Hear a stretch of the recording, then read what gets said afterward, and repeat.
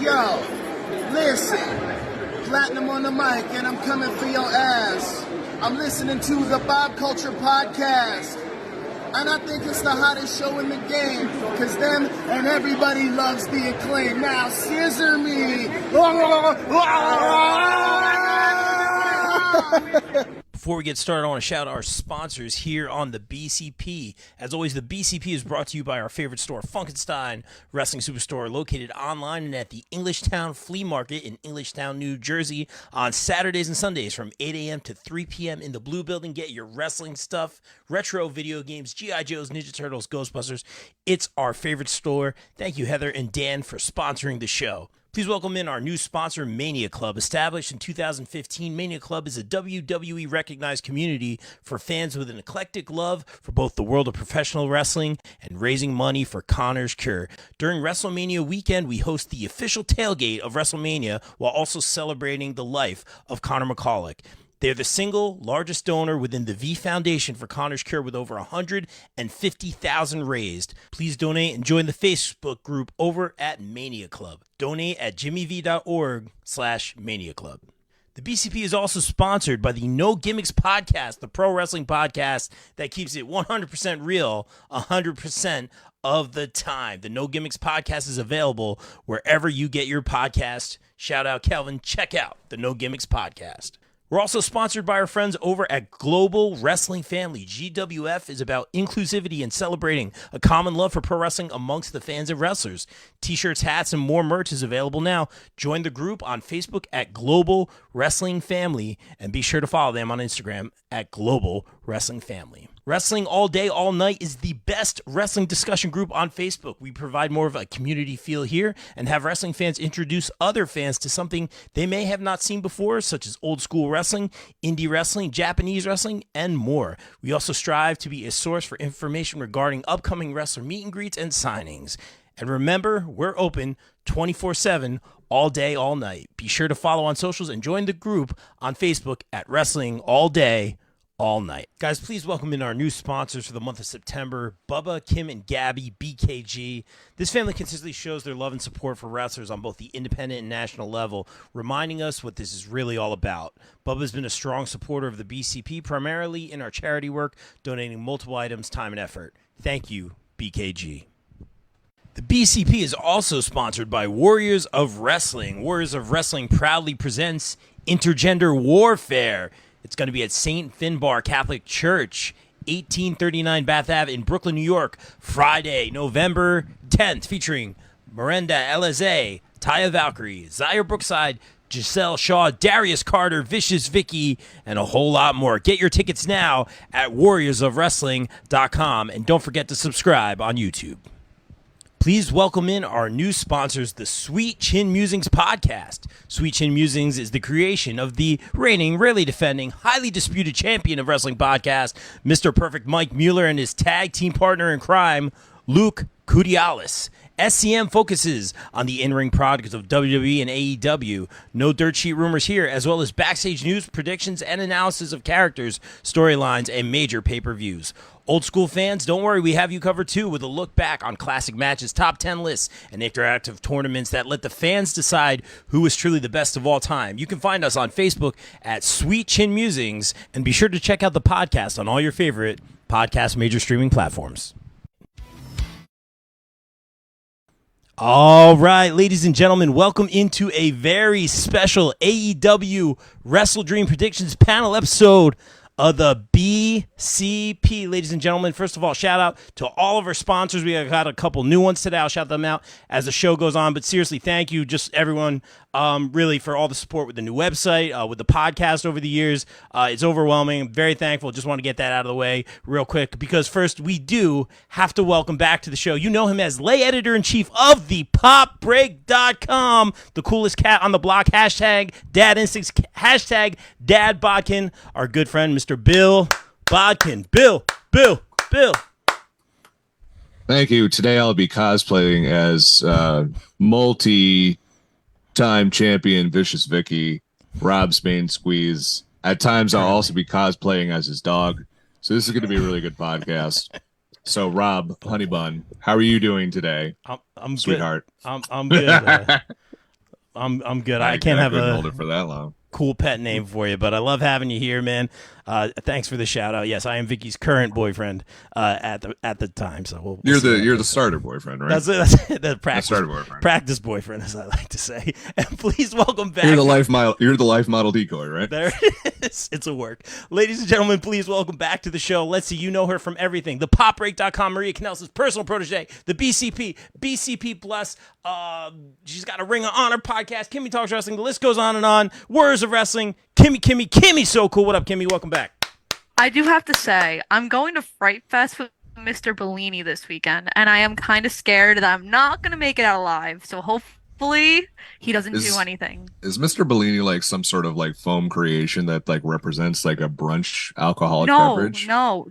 He is the owner of Warriors. You have to call him Mr. Bellini. I think my idea was better, but all right. I unfortunately that's not how life works. But Rob, I don't know if you saw my post, but the games have begun. It is obviously we saw some releases last week, sadly, and my life has been very interesting because of that. So I've been very, very busy talking to some pretty important people. Yeah, absolutely. Crazy week. Lots to talk about. We're obviously going to focus on WrestleDream, but I'm appreciative that you brought that up.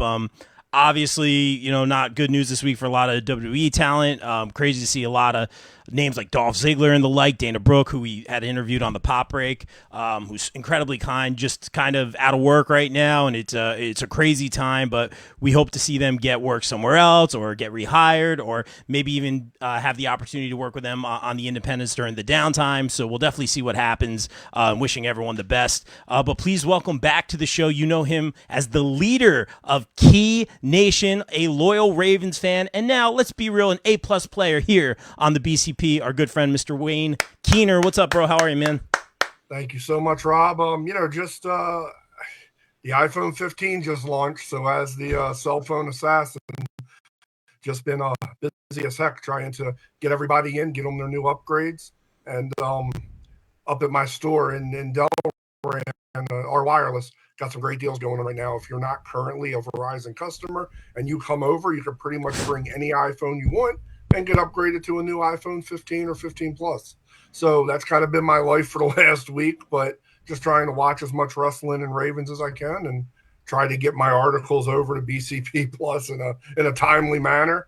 I got to finish up Big Brother, and then I'm working on my review of wrestlers for Netflix. So love it, man. Thanks for making the time. You guys can still hear me?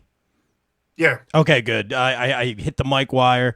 Producer's not here today, so weird. But let me know, guys, if the audio's cutting out from the feed or anything like that. I totally hit a wire, so insert drummer joke here. Guys, let's talk WrestleDream. I think we're going to pick up where we left off. I want to go right into Hangman versus Swerve because I believe this was one of the first matches announced for WrestleDream, but also I am very intrigued by this. I really enjoyed that contract signing segment. So much to talk about, but I want to throw it to Bill first because I know you have been the biggest Hangman page for such a long time.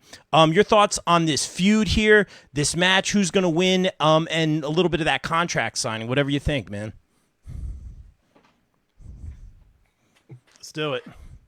No. Oh, okay. I don't know. I don't know any of you. This is ridiculous. There it is. We were trying to get Kimmy to juke at the show. She wouldn't juke. Oh, our whole section was juke. Come on.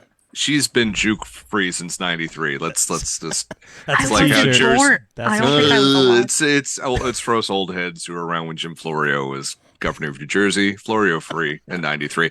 What's a Jim Florio? What's the state of New Jersey? These are things that happen, Kimmy. Geography. You were literally in New Jersey like 14 minutes ago. So, let's get with I the was. probe. Olive Garden was amazing, by the way. Oh, God. The whole state of New Jersey has a problem with you now. So this is a wild one because you have two guys here who always lose pretty much on the big shows. Hangman tends to lose a lot. Swerve tends to lose a lot, but both super over, both super awesome.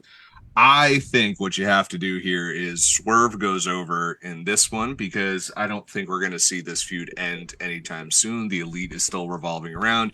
You have the Mogul affiliates that are still around, and I'm sure there's some affiliates that he could recruit at any time he wants. So I think this goes to the way it usually does with Hangman feuds. and it's going to get bloody and it's going to get violent. And I think Swerve is up for the task. But at WrestleDream, Swerve's winning in his backyard with some shenanigans, but it's going to be a really, really good one. Both of these guys are going to be working to steal the show for sure. Yeah, and I'll just echo those sentiments. I do think Swerve's that is just a nice way of saying copy and paste, Rob. Yeah. So everyone, if people are new, there's a drinking game that we have on the BCP, and it's called Anytime Rob Says Copy and Paste. I echo that. I'm just going to repeat what Bill says or anyone says on the podcast. Grab your favorite beverage, alcoholic or not, and please imbibe on that. And if you are drinking alcohol tonight, please don't drive because you're going to be wasted by the end of this podcast. Wow. So that is my public service announcement. I'm now going to return to my cosplay as Rob's dog. So I'm going to be asleep. So I'll be right back. Oh, boy. But I do copy and paste. I do agree with the winner in Swerve. I think this is going to be a really good match. And I thought the promo was so good. I'm like, oh, like maybe Hangman is going to win. And I think we knew what Hangman was alluding to. It was on the nose. What do you think he was talking about? I have no idea. I thought it was handled well. You know what it mean? To me, it's one of those things where it's like someone else had a lot to say on the microphone in front of a lot of people on national TV or cable television, and he did not go that route. And I thought he bided his time and he had a few things to say. And I think it also played well into the current feud between him and Swerve. And I thought it was very well done. This is the kind of thing that makes me like Hangman more and more. And I'm becoming more and more of a Hangman fan. And I'm starting to see the things that you've seen in him all along, Bill. And I'm very excited for this. I'm like, oh, maybe Hangman is going to win this one because he's all in. He's going to be the best version of himself, this and that. But I think, Swerve has gotten so much TV time. His matches are becoming more far and few between, so it's becoming more special, I think, when he wrestles. So I think for all those reasons, Swerve wins here. Wayne, I see you nodding your head. What do you got, bro? Yeah, no, I also have Swerve winning, and for a lot of reasons you said. One, it is his hometown, which has never really mattered in wrestling. Normally it works in the other favor, but I see this being a long-term thing, and I think if you're going to, with Hangman admitting, I haven't had gear, it's like he started to admit to himself that he's kind of gotten stagnant in his flaws. I feel like it's going to kind of be that you got to be beat down a little bit before, like, the chase is always more satisfying than grabbing the brass ring. And I think in this feud, it's going to be a multi-match, multi-pay-per-view kind of thing. I just think it's too personal. I think it's not just like I challenge you. He's really getting into the psyche of Hangman and really trying to and Hangman's his promo tonight really pulled a lot more out of him than we've really seen Hangman on the stick. So yeah, I think Swerve gets the first one. And I think it goes multiple and it ends in something spectacular. This isn't just a mid-card kind of feud that's kind of like a curtain jerker kind of thing. I feel like this is going to be a highlight across Dynamite and Collision moving forward for well through even Full Gear. So Swerve goes over. I think you bring up a great point too, Wayne, and that did cross my mind. Is this something that they let play out? Not a best of three, but three matches, is typically those match of the year candidates and things of that nature. I'm still waiting to see how MJF and Adam Cole play out. Obviously, the injury, we'll talk about that, or possibly lack thereof, in a little bit. But very interesting. Kimmy, your thoughts on this one? I really hope this isn't a 3-match thing. Other people got things to do. They got storylines to get involved in, such as Swerve Strickland, who I could totally see somehow. Because okay, so here's fun facts. So when Nick Wayne got signed, right? Everyone was like, he's gonna win the TNT title when he debuts, and like that match with Swerve was, I believe, originally that was like the set. That was what people were saying. It's going to be for the TNT title. And then it wasn't. So that's why I feel like Swerve is going to go after whoever wins that TNT title match, what I'm assuming is going to be Darby. And then Swerve is going to be Darby. And then you'll get Swerve and Nick Wayne again. So it's why Swerve has to win this match. There's a lot going on there, but it makes sense, I swear. Okay. That's long term, though. Yeah, but it's not three Swerve Strickland Adam Page matches. That's true. one and done, and then we move on to bigger, better championship things. All right. Well, Ta-da. speaking of moving on to bigger and better championship things, let's talk about, I don't know, the TNT championship. You mentioned that briefly, Kimmy. We have Christian Cage taking on Darby Allin, I believe, in a 2 out of 3 falls 2 out of 3 series. So we talked about, having a series of 3 matches. Right now we got straight up 2 out of 3 falls. I really like the dynamic with Christian and Luchasaurus, the thing with Christian going around. Even at Starrcast, Christian was holding the title. I think I saw someone getting a picture with Luchasaurus say, "Hey, can you have the title?" So because you want it like for the picture, and Christian wouldn't give it up for the picture. It's that next level stuff that I enjoy. It is brilliant. Now he is officially the TNT champion. The stuff he's been doing has been great, but also kind of funny too. Also, the dynamic between him and Luchasaurus now has changed, where he made Luchasaurus like raise him, little pats, little afterthoughts to Luchasaurus. I'm excited to see how that plays out. Man, the easy answer here: Luchasaurus gets involved, yada yada. Darby gets the TNT championship for a third time. Is that correct? Yeah. Third time. Yes, sir. Oh, I'm gonna go Christian to retain here. I don't know why. I'm going against the grain. Bill, help me out. Oh, well, so there's been a lot of allusions made by young Christian Cage, not just to dead fathers, but to family Single and friends moms. and longtime partners. He's dropping a lot of hints around a certain person showing up, and on Sunday, on this day, he may see clearly things are coming to light. I lost it there at the end, guys, but I think we could see it could be multiple things. I definitely could see if Edge is ever going to show up, why not this Sunday? Because it's it's a thing, man. So it could be fun. Or maybe Nick Wayne turns on Darby because he cannot forgive Darby for allowing AR Fox and Swerve spilling his blood in his father's ring, his dead father's ring, I might add. And the person he looks up to, who the new Killer Instinct, is Christian. And this is the new Christian coalition, essentially, what we had in TNA for all old TNA heads and Kimmy. That we're gonna see this, and if Edge does show up there, it'll be a huge reaction. They are pushing this as a massive pay-per-view event, so this would not stun me if this happens here. And I'm gonna go Christian retains.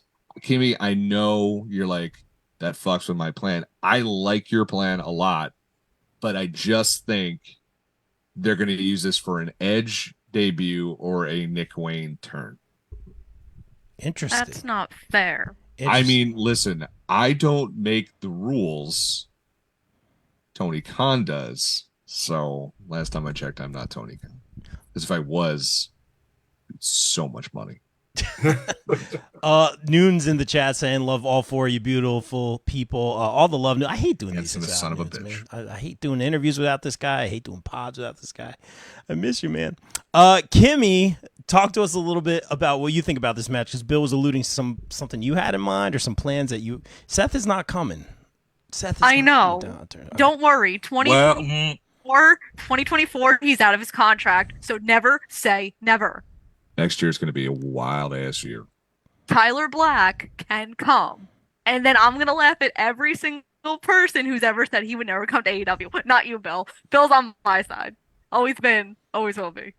So anyway, this feud needs to end. This thing has dragged out for so many months. I am so goddamn tired of seeing Darby and Christian.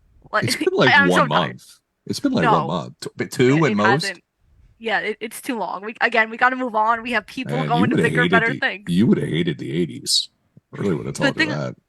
Good thing I wasn't born then. Good thing I was born 20 years later. It was like the life knew that I needed to be born in 2001. So anyway, going back to this thing, this 2 out of 3 falls match, it should be pretty good. And yeah, Darby needs to win. Duh. Darby, okay. My plan. All right, that's your plan. Just got the chat up, guys. I apologize. A lot of people saying Kimmy, the voice of reason. Guys, don't get her started, please. Kimmy, the voice of reason. Preach, Kimmy. What is happening? Someone's clearly hacked the chat over here. Zubin in the chat. What's up? Horatio. Hi, Rob. What's up? Rick in the chat saying Darby sucks. Before we throw it to Wayne real quick, Wayne, got a shout out. R Wireless, expect the best. Please welcome in our new sponsor for the podcast, R Wireless Delran. I believe that's New Jersey, right, Wayne?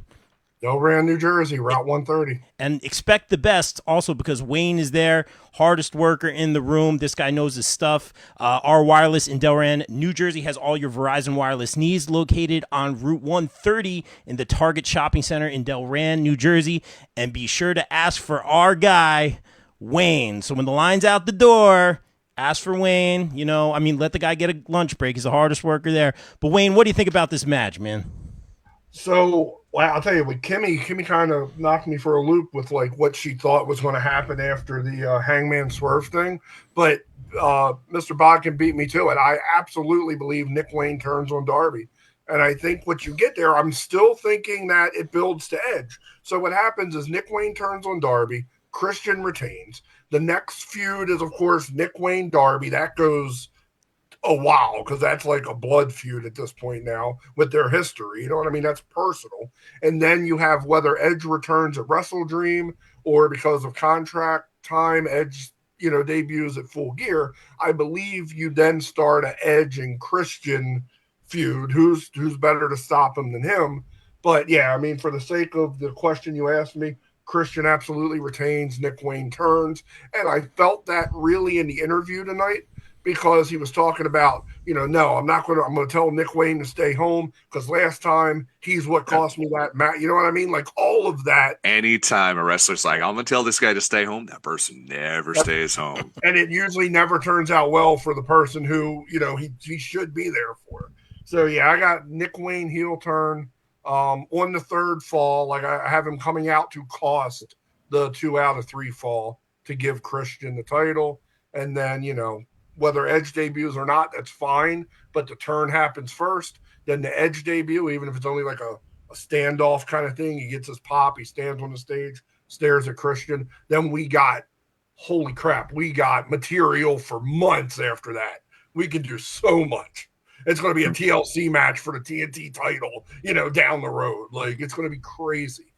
So I really hope Edge just talks in like catchphrases from his songs. Like he just comes up to Christian, he's like, "You think you know me?" and just walks off. I would pop for that. I would fucking lose it. Well, what's great is Edge's song is, remember, it's Alter Bridge, so it's a licensed song. It's on an album. It's not a WWE music entity. So he can absolutely come out with that song if Con pays Scott Stapp and them to let him use it for his music. Scott Stapp is not a part of Alter Bridge. Do not besmirch Alter Bridge. My apologies. Yeah, it's Miles Kennedy. Yes. Who I saw play with Slash, and they played a lot of Guns N' Roses songs. You lucky bastard. Kimmy, not to get you off your high horse here, but a lot of Seth isn't going anywhere. He's a WWE guy. You know forever. what? I'm the messenger. Dream, okay. Wait, which Seth are we talking about? Her dad? No, he's not going anywhere. It's 10:45 on a Wednesday night. What's he doing? Is he going to the bars? He's sleeping. No, there's he no is bars. Sleeping. No, he doesn't have bars. Shout out, Mr. So Cool. Let's talk about the TBS Championship match. Chris Statlander defending against Julia Hart. I want to know also what you guys think about Julia Hart getting the tap on the shoulder to contend for the TBS Championship. Should it have been someone else? Does she deserve it? I was, a little bit on the fence, but first of all, seeing, and entrances are important, but seeing her entrance live, House of Black's entrance live a couple times over the past month, the TV production does not do it justice. It is a great in-person entrance as well. And it's great on television as well, but that is awesome. And besides the point, Julia Hart's getting really, really great in the ring, but I believe they kept repeating it over and over again tonight, but she did not lose until she faced, Statlander a while ago before her injury? 17 months ago. Yes. Which, to me, kind of solves the argument right then and there. She does deserve this opportunity. Do I think she's going to beat Stat? I do not. I think Stat holds on to the TBS championship here. Kimmy, what do you got? I have so many problems with this because where's the AEW Women's Championship? Does anyone know? Might have got Where- where- stolen. Where? Oh, I saw that. Where's Soraya? Why isn't she defending? That's a little interesting. I wonder. A little weird. Watch out there, Shooter McGavin. Hold on. I feel like both titles should be defended. Weren't we used to do that in AEW pay-per-views when both women's championships were defended? Does anyone remember this? Wait, are you? Me, I don't know remember. if you're waving the flag of women's wrestling, which we have done here forever. No, or you, I am. I'm or actually you know really something. mad about this. Oh, No, okay, don't I know thought you anything. knew I was something. literally Okay. complaining to Ella Wave away, yesterday while please. we were on the Mhm. media call. Her and I were both complaining about this. Okay. We were quite angry. Anyway, I also have a problem as to why it's Julia Hart, because I understand she hasn't lost in 17 months, but do you know how many other women you have wrestling every single week? Who should it be? It could be, well, I would say it should be Sky Blue or Willow or someone I that would say Julia Willow, defeated but that you've been Right. building up over time. So, another problem. Right. Obviously, Julia's not winning. It's going to be Statlander, but I have too many problems here. Too many problems that aren't going to get solved.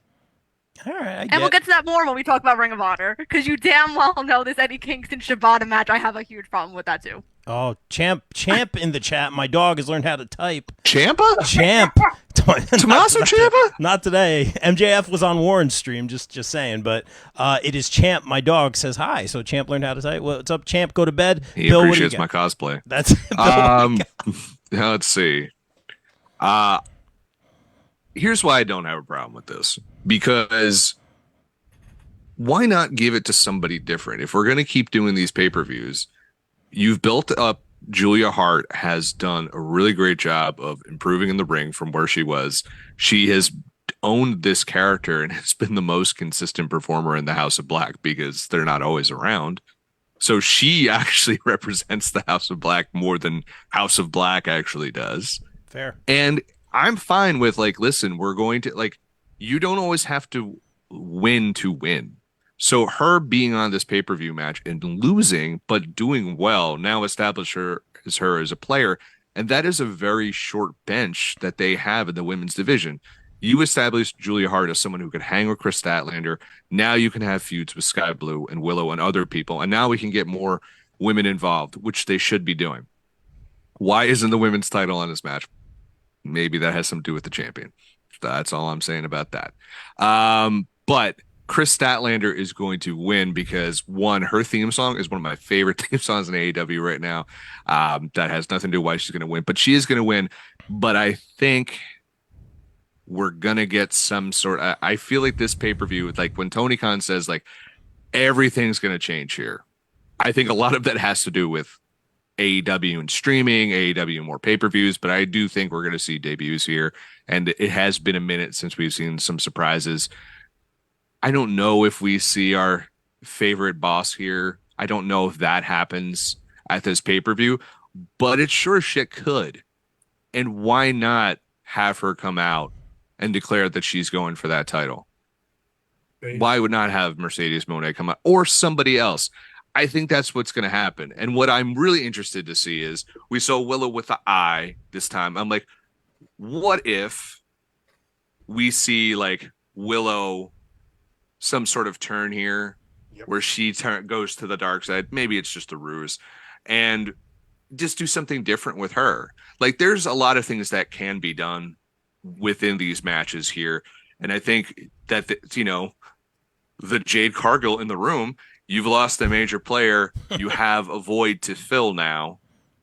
So now you have to put people into those positions to succeed. And I think if you actually look at Ring of Honor, there are two women there who are very capable in Athena and Billy Starks to be able to move into those roles, because if you've watched that stuff, because Kimmy has literally forced me at gunpoint to watch them, they're really good. So I think this match is going to be a hell of a lot better. I think it's going to be the sleeper match of the night, this one. You're welcome. Ooh, interesting. I appreciate all of that. All right, it's Wayne's World. What do you got, bro? So it's funny. Wayne's finisher. It's funny. It's funny that Bill keeps talking before I do because it's like, damn it. But here's the thing. Even on Facebook tonight, no worries. When she ripped Willow's like bandage off her eye, she had the same spot that Julia had when she was the cheerleader with the and then she made the turn to the dark side. She did not smile tonight. She came out in black and gold gear, not her normal purple bright. She didn't even she had her music, but she didn't do any of her Willow Nightingale stuff. And this will absolutely break my mother-in-law's heart because I've been preparing her for this for the last 3 months. I'm like, Mom, I know you cried when Sammy did his thing. Willow will not stay bubblegum Willow forever. Like, she's going to turn. It's the nature of the business. I think Julia Hart walks out with the TBS championship. I think Julia Hart wins. I think Willow turns and joins the House of Black. And I think Julia leaves with the TBS championship. Wayne with that bold prediction again. I feel like you're doing it just to spice things up, man. Imagine House of Black changes and all the dudes but Brody leave, and it's just all women and Brody's their manager going forward. I actually wouldn't hate it. I'm gonna say I'm there for that because I like the bodyguard thing when Julia gets behind him and does the no. Because it's weird that he's the only one that's been accompanying her out the last 3 weeks. I don't know whether I don't think it's the stench. I don't know if they all got something to do. You know what I mean? But he's Malachi has a boo-boo. And he's her, right. Yeah, and Brody's her wrestling dad. He's been on record of been him and his wife have helped design her gear and her look, and he's worked with them. So it's a real life thing, which is pretty cool. That stained glass window hat that I absolutely adore. It's brilliant. Brilliant. Yeah, that's awesome. Please. Just one more thing, Rob. Please. So with that, I also know that, Buddy Matthews, the reason that Rhea took some time off is they actually went vacationing together. So that also could explain him being gone for the last couple of weeks.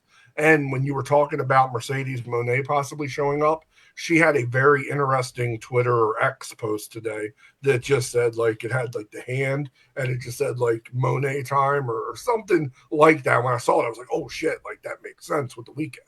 So that was something interesting on X today. So it made me think we could be leading up to that, whether it's for the TBS belt or whether it's for the World Championship. I think we see that Sunday. People agreeing with you in the chat, Wayne. All right, man. I don't see Stat losing the title right now. I don't see Willow joining. I'm not saying it's not going to happen, but for me, it's too soon. I don't know if that's the best business move to take someone as popular as Willow right now and completely turn her this soon. Maybe sprinkle the breadcrumbs or whatever and do the misdirect or something like that. I don't see it, man, but you could be right. Maybe that's the shock value right there. We'll see what happens, Wayne. Very interesting, man. That you always make it interesting, brother. Yeah, we don't ever win anything if we get it right or wrong. Tell me what the hell. I got the chat. Please. And you could be right. And when you get it right, you rub it in our faces, man. I've gone against the grain a couple times, and then I tell everyone I was right. But and that rarely happens. Let's talk about FTR taking on Aussie Open. Now, this is the AEW World Tag Team Championships. I like what FTR's been doing in terms of taking on just all comers, all teams. We saw now Iron Savages, known around here as Bear Country, who are just phenomenal team. I know that match meant a lot to those guys. So I like what FTR is doing here. And this should just be a really solid match. But I don't see Aussie Open winning this one. I see FTR retaining. Wayne, I'm going to boomerang it right back to you, man, so you don't have to tail anyone. Yeah, well, this is one of the most it's going to be the greatest, but as far as thought process, it's almost a no-brainer. But here's the thing. I love what FTR is doing with the open challenge thing, but it's all people already within AEW's payroll. I almost wish that it was more of what Cody did in the beginning, where you would have you know what I mean? Waves and Curls is oh my God, they fought before on the indie circuit. I would love to see them reach out to some of the talent that's not necessarily on the payroll and give them that rub, like Cody was doing when he was bringing in everybody. You know what I mean? It's like, oh, you ever wrestled before? Want a shot at the TNT title? Be here at 6. You know what I mean? So, like, I kind of want more of that. But, I mean, in the end, yeah, man, FTR is going to retain. It's going to be a hell of a match, though. I mean, it could even be, like, the athletic-wise and just, like, emotional, like, one of the matches of the pay-per-view, because all 4 of these guys, it's totally different styles. You got, like, no flips, just fist, and then you got flip the hell out. You know what I mean? Like all flips, no fist. You know, it's like the yin and yang of tag team wrestling. But, styles make matches. I think this is going to be phenomenal. But at the end, FTR retains the titles. You're speaking my language now, Wayne. I like that idea a lot. I always say I wish I had the around the horn thing where I give you guys a point or something. I'm going to work on that. Kimmy, what do you got? So it broke my heart that no one knew who the Workhorsemen were before they answered FTR. No, this is literally what happened. No, I though. know.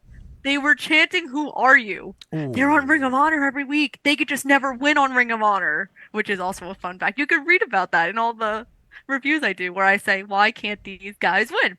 So FTR is gonna win, and I'm upset I have to see Aussie Open on this pay-per-view.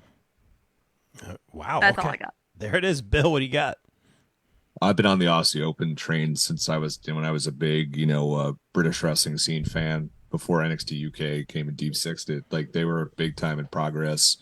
Like, they were awesome, and seeing them here again, this is going to be like, it doesn't matter if they lose, just like the Wembley show. It's just like these guys keep getting better and better every time they go out there. They're talking better. They're just getting over with that crowd, and one day they'll be the AEW World Tag Team Champions for sure. But just not today. I do like what Wayne was saying. Like, I hope Violence is forever. It gets Dom Guarini and Kevin Koo. There's a couple other guys that are really awesome. See them come in and do some stuff. Because right now you have to really build a number one contender. Although we are going to get a number one contender out of this pay-per-view, I still think, like, to get to the next team that's going to dethrone them, I don't know if they have that team together just yet. So it's going to be interesting to see what happens with FTR going forward. Good stuff, guys, as always. Let's go. I'm excited about this one. The four-way tag team match. The winner gets an AEW tag title shot anytime. Young Bucks, the Guns, Orange Cassidy and Hook, and then the Lucha Bros.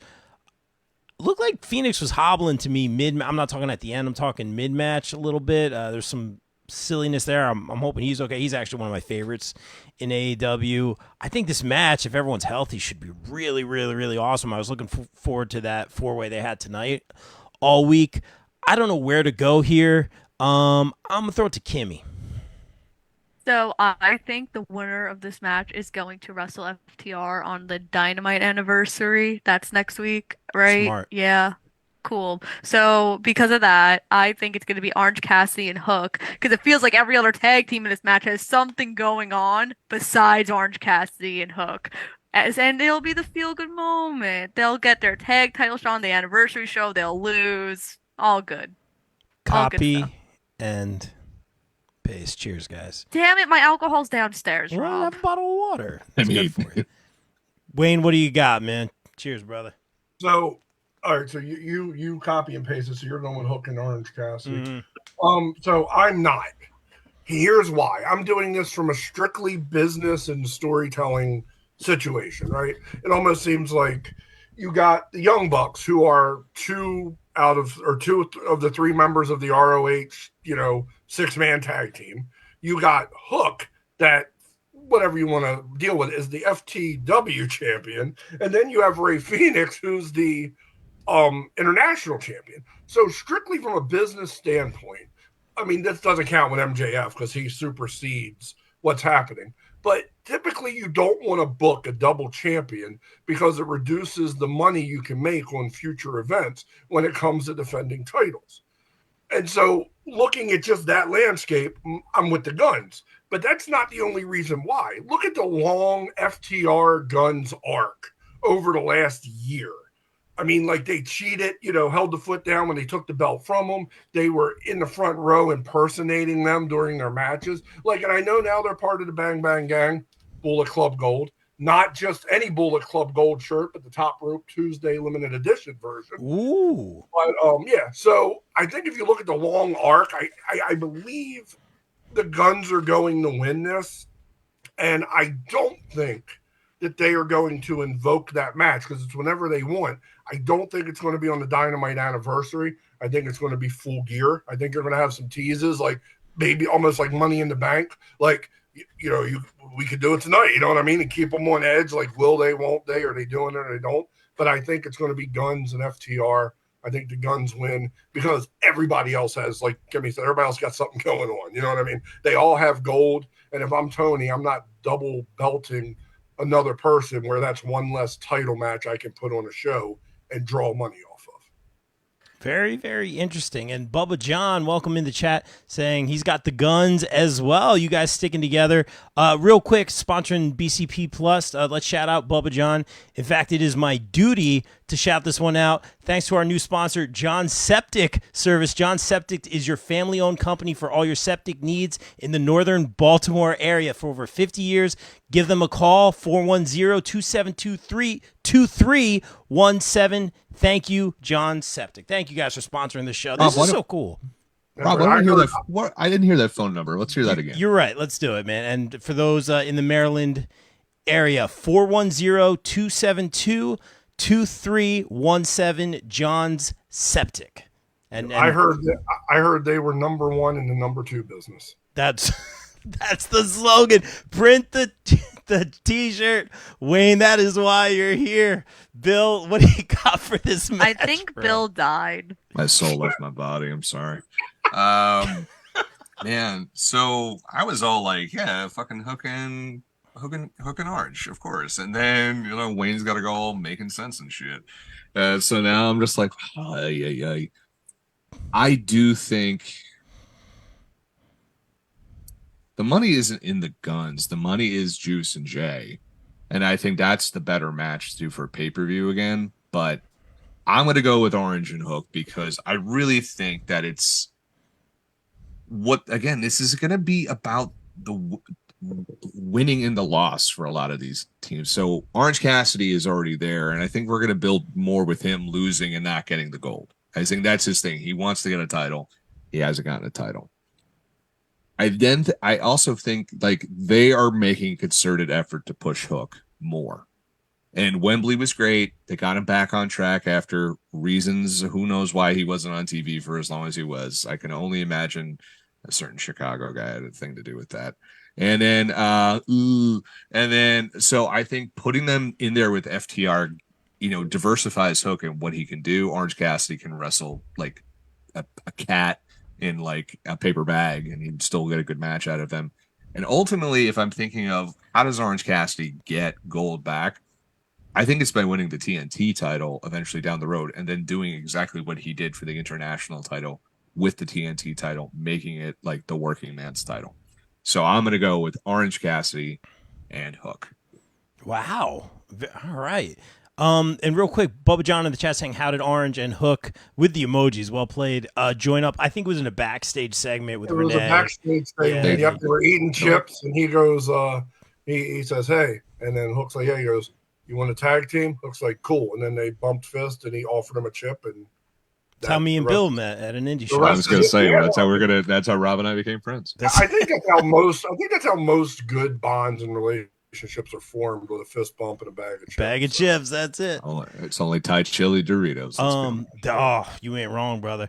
Real quick, I do want to shout out the Guns, and this is not a shameless promo me thing, but I did get to work with them, and I was kind of on them, and they really went the extra mile. Personality wise, they also did a media scrum where they went the extra mile. I was thoroughly impressed with them. Just their persona really coming out of their shells. I'm trying to look at the right word here. Like really the Ninja Turtles. Don't get me started, bro. I love Ninja Turtles. I will. But just really great job. Their in-ring work has improved. I've slowly becoming a fan of the Guns, or a fan of hating them, but really, really good stuff. And I definitely did not give them enough credit. So just really good stuff. I do not think they are winning this match. Let's go. Just real quick to circle Please, back with the please, Guns please. real quick. What is everybody's opinion on how Austin is being kind of ostracized within the Guns, within the Bullet Club Gold hierarchy? Like, do we think that leads to some sort of tension He would with be the everybody guy. having a nickname? Yeah, I'm thinking, because even tonight he was like, you got Rock Hard and whatever, Cockstrong or whatever it is. And then, and Austin. You know what I mean? It's almost like Hamilton and Peggy, you know? So I just thought that was funny, and just wondering, like, if that's going to play out, not in the immediate future, but I just feel like just small little things, we could see down the line. He would be the guy, Austin, for sure. A lot of personality, really. I don't know how to say what I'm trying to say. The way you turn them is the Bullet Club kicks them out, and then the Acclaimed and Daddy Ass come and reunite with them. And that's how you get them over as the good guys, because they're very easy to hate. Like, even when they were with, like, the Nightmare family, if anyone remembers that from the quarantine days, like, people are like, God, why are these guys here? And people just didn't like them. But I think if you reunite with the over baby faces, I don't even think you're going to break off the Guns as a team. you just mean Austin. I feel like it's Austin, because it's like, it's like a cool kids club, and they're like putting Austin on the very outskirts of it. It's like the bottom of the totem pole. If something needs to be done, like, I feel like he's the one they would feed into somebody's finish to powder out of the ring. You know what I mean? Like, that's where I'm at right now. I could see it. You guys want to go trios match? Yes. Let's go trios match. I had a joke, but it just died immediately before I even said it. I was like, I'm like, nah. I do that. I do that a lot to jokes. Yeah. This is why we don't go live. Chris Jericho. We are live. I know. We don't go live. What's that? Not with wrestlers. Chris Jericho, Kenny Omega, Kota Ibushi. Totally not reading this. Taking on Sammy Guevara, Will Ospreay, and Takeshita. Yes, Takeshita, who I do like a lot, and said the name wrong last time, and I hated myself for it. The Don Callis family. Bill, you already know what I'm gonna say, man, about, like, the groups, the factions undoing and rejoining. Groups are the worst. I hate them so much. But this one works, because what is this group doing? What is the modus operandi here? It is to get the young dudes over. That's what it is. Don Callis has always been great at getting heat. You go back to ECW. Don't think about the Truth Commission. Think about ECW. He helped get Steve Corino and Rhino and Tajiri. He got all those dudes over as heels. And that allowed Steve Corino and Tajiri become better baby faces in the long term. But here, it's just like, he's done great stuff with Takeshita.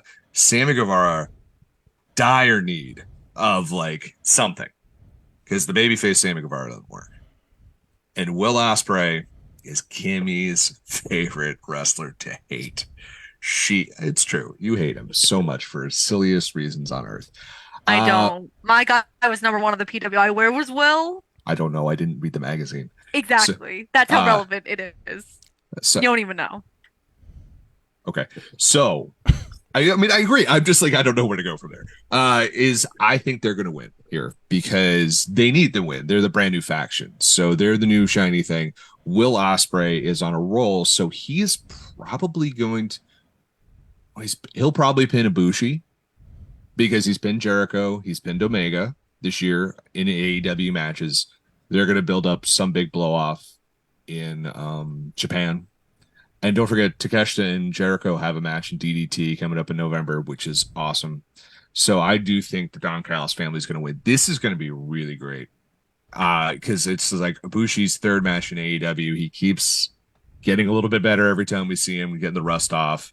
And I really love the fact that Guevara, Ospreay, and Takeshita are a group, man. That is a killer squad that, like, by the end of the year, beginning of next year, could be the top faction in all of AEW, especially if Will Ospreay signs there full time. Like, they could be it in AEW. All right, you won me over, Bill. You won me over on that one. I think Like some of the factions, man, like the Hardy family office launch, that was just like, all right, we need guys to do shit. You know what I mean? Like, I get it. Some of them don't work. Which we this see, one yeah. has a purpose, though. Which we see a lot sometimes, I feel. But you sold me on this one, especially in the point that you said the young up and comers, that they could be like a really, really big deal. Yeah. With Don. And I think that's a fair point. I would kind of like to see Takeshita and Ospreay more singles stuff, but they've been doing that for a while too. So it could be one of those things where it works as a faction, they do the single stuff as well. All right, you're getting me kind of hyped for it. Shout Sammy, great entrance with Monty's at Grand Slam. That was really cool. And you noticed also too when Sammy did the backstabbing, I believe it was on Rampage. No, it was at the end of that match when Callis came out. The booze went from here to here, it just elevated that, which instantly showed what Don Callis brings to the table there. So I am going to agree with you, Bill. I think the younger team wins here. And this could be a really, really cool match. A lot of moving parts, but you got me more excited for it for sure. Wayne, let's go to you. Yeah, I mean, I think you look at Jericho and the Golden Lovers together. I feel like they're not a unified unit. I feel like it's the enemy of my enemy is my friend kind of thing. But it's exactly what Bill said. You had the Don Callis family even before Sammy joined. Like it happened at Wembley, and then it happened again in Chicago, and all in and all out. Get them mixed up. But I just feel like I know that somebody's going to say at one point the buck has to stop. And like Omega has to go, has to get his revenge. And I think it will, but I don't think it's going to be now. I think you add Sammy, and I think that makes a deadly trio of, like you said, the future of professional wrestling. Sammy is absolutely made for the heel work. And I think this is better than even when he was a heel with Jericho, because Jericho still added that some people love him kind of thing. You know what I mean? Like he added that playful heel kind of thing to it. Now this is just straight raw ass stab a dude in the head with a screwdriver heel faction. Like they are like, the younger BCC on like a different level. So because of that reason, Don Callis family goes over. I do think Omega is going to get his hands on Callis. I think we're building up to that. And I think when that crescendos, like, the pop is just going to be ridiculous when he finally hits the one-wing angel on Callis, but it's not going to be Sunday. Don Callis family goes over. You know what it's going to be if Tony Khan taps into the old school, and I'm sure he'll pop for this, Wayne, is Kenny's going to win a match against Takeshita, and the stipulation is he gets 5 minutes in the ring with Don Callis. Mm-hmm. Yep. That's funny because we just have you watched Wrestlers yet, Mr. Bakken? No, not yet. No, I'm going to. I have like 10,000 shows I got to watch for Bakken. Because it's funny you say that because literally that's the crescendo of the pay-per-view in OVW. That's funny. Kimmy, we'll throw it. It's classic for a reason. Oh, absolutely. Everybody gets it. Yep. We'll throw it to you, Kimmy, and I totally forgot to wear my Global Wrestling Family shirt. Shout out sponsor Global Wrestling Family. Kimmy's rocking the merch. You had one job. That's fair. And I texted you to remind you, and you also had one job because everyone seems to be forgetting about one specific person in this storyline. Daniel Where's Garcia. Daniel? Where's Daniel? He's money.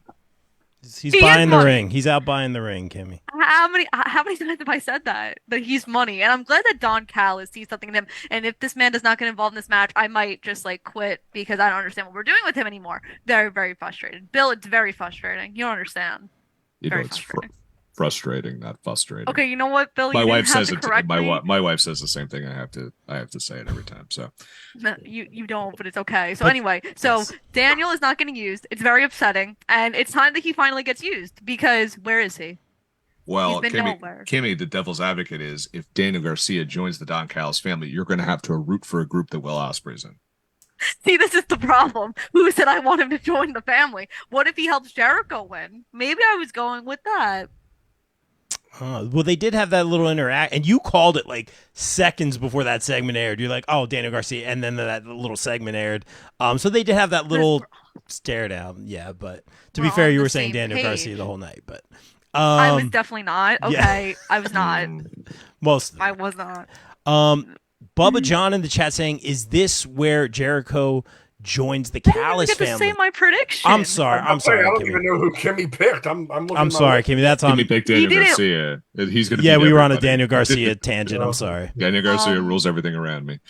I'm gonna go with the faces to be different, and Daniel's gonna help them win. And again, if Daniel does not get involved, Bill's gonna hear me screaming Sunday night, all about it. So see, this is where you lose me with the fact, because I'm like, okay, so you're saying Daniel Garcia, who is in the JAS, comes to help Jericho, Kenny Omega, but maybe who are not bitter rivals. Wait, and so it might not be Yeah. Jericho. He might be going at Sammy. Sammy, right? So he would go okay. after Sammy. Got it. Okay, that makes more sense. Because the dance This is where you over. lose me. Because Yeah, the yeah. dance, the Dance whatever is that thing is.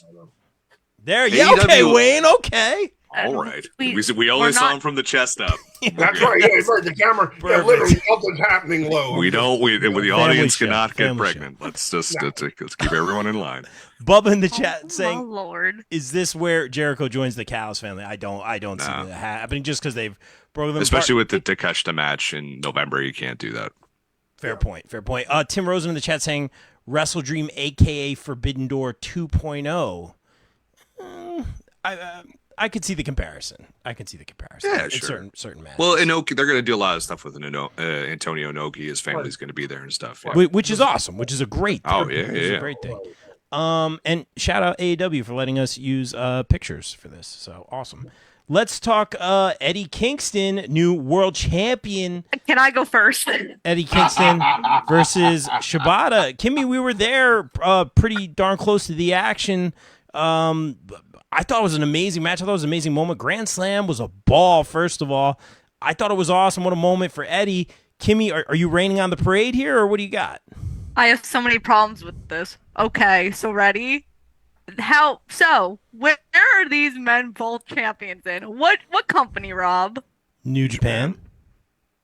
No. Well, Eddie is. I said both of them. Where are they both? Oh, champions? you're doing Ring the of ROH Honor. thing right now? Correct. Waving that flag. Okay. Have these men defended, and now I will give them the benefit of that. When was the last time Shibata defended the pure title? Wasn't it last week? We were there. Oh, yeah. No, he didn't wrestle on the Ring of Honor taping last week. Oh, no. Sir. No, He I hasn't mean, defended the title in a month and was against Josh Woods. Why are you having your two Ring of Honor champions face each other? They're supposed to be defending it against other people. This is why people don't take Ring of Honor seriously. This is the problem. And why? First of all, why is this not why is it only Eddie's titles on the line? I was It's about not to ask fair. that. Yep. And why Like, is it that's so both of his stupid. titles? Like, why not? Fair point. Yeah, I don't like that. Because Eddie I Kingston mean- doesn't believe in pure rules, partner. Then why did he challenge Shibata? Because he respects Japanese legends. It's Eddie Kingston's literal There's- gimmick over the last year, where he's There's just like, so many give me- others. But why not Shibata? Why not? Because he could be defending the pure championship on this card against somebody else. No, Daniel Garcia. But no, no. It's a dream match. It's a wrestle It's going to be a dream, good match. and this is a dream match for Eddie Kingston. And this has been Kingston's MO for this. Has been, I've fought, Akiyama and Ishii and Suzuki. He's fought all these guys, and now he's living the dream, fighting Shibata. This is going to be a great match. And what it's going to do is, hopefully, with Eddie as the champion and the Elite as the trios champion, or the six-man champion, whatever they're calling it, I apologize, is it's going to bring more eyes to Ring of Honor. Eddie's already talked about the guy he wants to fight in Ring of Honor, which is more than Claudio did. He's like, Ethan Page is on my radar. They're building to an Ethan Page Eddie Kingston match. Ethan Page is going to beat Eddie Kingston for that title. Ooh. They are putting more of a focus on Ring of Honor because I also believe, and you're going to love this, Kimmy, they are pushing Ring of Honor as a show to Warner Brothers Discovery because they are launching that sports hub. I do think Ring of Honor by the end of the year will mean a hell of a lot more than it means right now. In That's so a many good ways, point. I think. Well, this match could have waited until when Shibata wasn't pure champion. That was the point. That was the point. That was the whole point. Okay? The whole freaking point. I'm so tired of this, okay? And the fact that he could say on the call that, oh, Adam and MJF are going to be on the programming. Oh, the Bucks are going to. No, they're not. I know they're not. They're not going to be on the goddamn programming. Do not give me false hope, okay? Wow. The only champion you have showing up every week is Athena. It was Only awesome. champion Forever that showed champ. up from episode 1 up until episode 31, which is tomorrow. That's a problem. But Eddie's gonna win, and this match should not be happening. This match is going to blow my mind. I can't do it. You know what, Kim? Hashtag fix Ring of Honor. I appreciate the stats. I'm always a stats Thank guy. I you. appreciate the stats very much. And Bill, you're right. It is going to be an awesome match. But Kimmy, I do think you bring up some valid points in terms of why is this title being defended? Why wasn't it defended? Why is it defended here and not here? I think storyline wise, you bring up some very good points. And that's one of my first thoughts when this pay-per-view was announced. I was at PLE. Pay-per-view was announced. WrestleDream. Because it kind of started out, especially with the Bryan Danielson match and Zack Sabre Jr. It's kind of like this guy versus this guy, and it's like dream match, or and they're put together. Whereas I like to be emotionally invested. So I think it depends how you look at it. It's like, oh, this guy versus this guy's gonna be awesome, or it's like, what's the story? Different flavors of ice cream for everybody, for sure. Wayne, you kind of weighed in on the title situation. Your thoughts on this whole match overall? Yeah, I mean, I think, the chase, like if you watched, I don't know what Kimmy will know which one better, but I know like Kingston just went after the ROH title against Claudio in one of the Ring of Honor pay-per-views unsuccessfully, Yes, very unsuccessfully. And then he went away on hernia surgery, and then then he came back. Then we had this whole like team thing on AEW programming. Guys, Claudio when he was champion was never on the goddamn programming. Read any review I wrote for Bill. I vented about it every single week. You did. All right. So with that being said, I think the emotional payoff you got with Kingston in New York, like that was real. That was, a very visceral reaction and emotional to him winning that belt. There's no way the chase and the hard work and him, there's no way he loses. So he definitely wins. But like I said, that belt shouldn't even be on the line. You know what I mean? You got 2 Ring of Honor champions fighting. Like, just put the New Japan belt on the line. You know what I mean? Like, the fact that Eddie is all in on this, he has everything to lose and nothing to gain. And, I mean, that means he's going to fight that much harder. But I don't see, like Kimmy said, I don't see the necessity for that. So, Kingston over is the summary. Okay. And just the ROH in the chat now, going back and forth. ROH is dead. It's beyond. And again, I'm just reading. Certainly not my opinion. It's beyond pointless. It will never be relevant again. It's awful. Other comments saying I've canceled my ROH subscription. So just the fans weighing in here. But Kimmy, I think you bring up some really great points. It's great competitors. Athena, especially being one of them. We need more eyes on it. Maybe we need to do more to get more eyes on it. So it doesn't feel like an afterthought. I think that's the point you've been trying to make. And thank you for waving the ROH flag. I remember going to ROH shows here, Edison, New Jersey, in a little roller rink. And always Minutes from my childhood home. That's it, dude. Exactly, man. I'm sure you went to a bunch of shows, man, back in the day. And I think Kingston wins. But I do think this will be a great match, and I think what's going to bring people to Ring of Honor will be Eddie Kingston, because what he's going to do is he is going to be the male version of Kimmy, and he is going to wave the ROH flag, and he's going to say, "This is the destination. This is the show. I am the best champion in the world.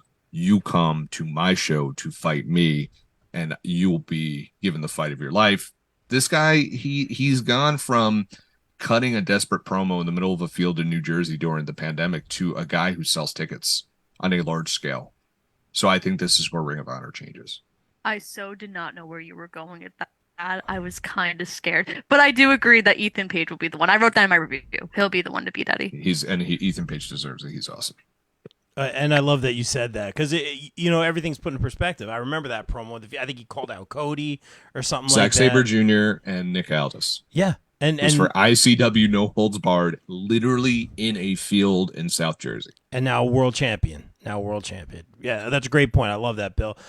Jeffrey Fountain in the chat. I just want to shout him out. Our new sponsor, BCP Plus, the United States Department of Nerds. I know I fit into that category. A podcast presented by Dat Feeling Podcast Network. The USDN podcast is run by Jeffrey T. Fountain, Jennifer Johnson, Eric Johnson, and Tay Smith is also the home to the Queens of Nerdom podcast. USDN podcast is a safe place for all nerds where they can come to be entertained, learn, and embrace debate. USDN prides itself on being for the people, by the people, and of the people. Here at USDN, we strive to bring you the best content we can find, where it comes with the USDN seal of approval. We always strive to give you factual data, and if it's a rumor, we will always preface it with rumor alert before dropping the freshest info. However, once those rumors are proven true, you could bet your money we at USDN are slamming the stamp down and giving it our USDN seal of approval. Hit our link for all our social media and merch. And they got a link tree, U.S. Department of Nerds. Thank you for sponsoring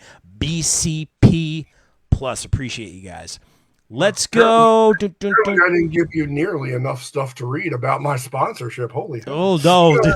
I'm Excaliburing this thing as best I can, brother. And it's a good problem to have. We really, really appreciate all the sponsors. Keep them coming. Let's go. Let's talk about Better Than You, Baby. No longer versus the Righteous. Now, Kimmy, again, being at Grand Slam, we had really good seats, so we saw up close and personal when Cole jumped off that ramp. I said to you, I'm like, he hurt his ankle. I think he hurt his ankle. I don't think it's broken in 3 places. I think he hurt his ankle. And first of all, credit to him, because the ramp goes right into the ring. There's no drop. There's no steps. I didn't see any steps. There might have been steps on the back. I don't know if there were steps. So he runs down. So as to not go in the ring, because there was a match, he jumped down, landed awkwardly, and I could see him limping even in that whole last 2 minutes sign off of the show. And credit to Adam Cole. He held his own. You could see him hobbling to get to where he needed to be. He didn't have to really hit any moves or anything. And he did everything, but he got helped out of there. We saw him get helped out of there. Don't tell me I was getting word, Kimmy. I think he twisted his ankle. Badly. No, I'm not saying. Oh, okay. But that Brett had tweeted photos since this podcast had started. Yeah, I did. The please. tweet came out as Kimmy sent it to me as the podcast started. Yeah, give me facts, Kimmy. I like stats. What do you got? There is a photo of a severely bruised ankle. There is a second photo of him getting a cast on the severely bruised ankle. And it was Britt saying that not Austin, can't call him that on this podcast. Adam. Stone Cold? Okay, that's not my. Austin Jackson, formerly of the New York Yankees? No. Imagine. I have to go back to it. Hold up. This guy broke his ankle in 3 places on a freak accident. He still hobbled around on live TV because, as we like to say, the show must go on. Adam Cole gives his entire heart and soul to pro wrestling. He's one tough cookie, and this is just a small bump in the road. He'll be back better than ever, baby. Aw, that's a real one right there. Oh, and there it is, Wayne, with the photo evidence right there. That was the third photo. And forgive me for saying I didn't think it was. I don't want to take anything away from the injury. I thought he twisted his ankle pretty bad. I thought it was severe ankle sprain, which sometimes can be worse than breaking it. Believe it or not. But broken in 3 places. That's terrible. Obviously, Adam Cole. Oh wait, Kimmy, you work with him all the time. Super nice. Get well. One of the great storylines of 2023. I'm sad to see. Not saying it ended because he was there tonight. But sad to see this being hindered in some form or fashion. That being said, though, MJF supposedly taking on the Righteous. We saw that Rampage getting taped. Now we can talk about it, Kimmy. We saw the Righteous win there.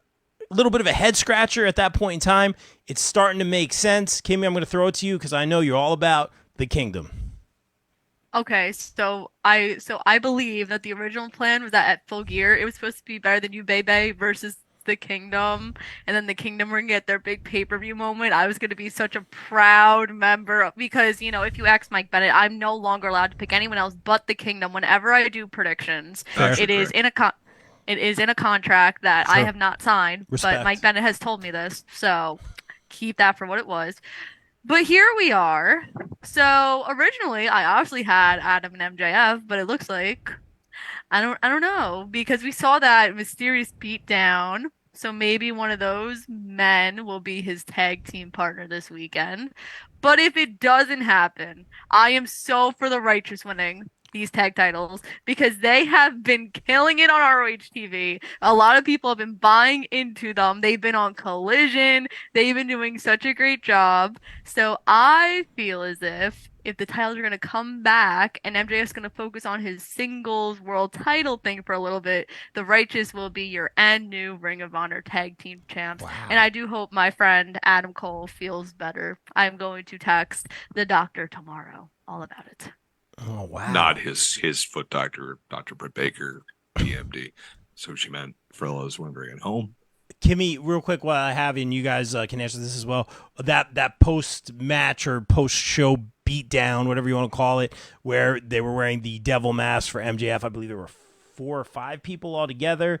Any speculation on who that may or may not be? Well, if you looked at Twitter, you would see that one of the Black Mysterious Men, if you zoomed in, there was someone with a neck brace on.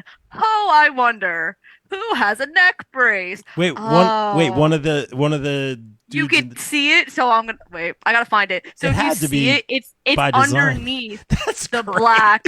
That's great. suit, That which even would if it is a mean misdirect, that that's it great. would be Roderick Strong and my wonderful friends, the Kingdom.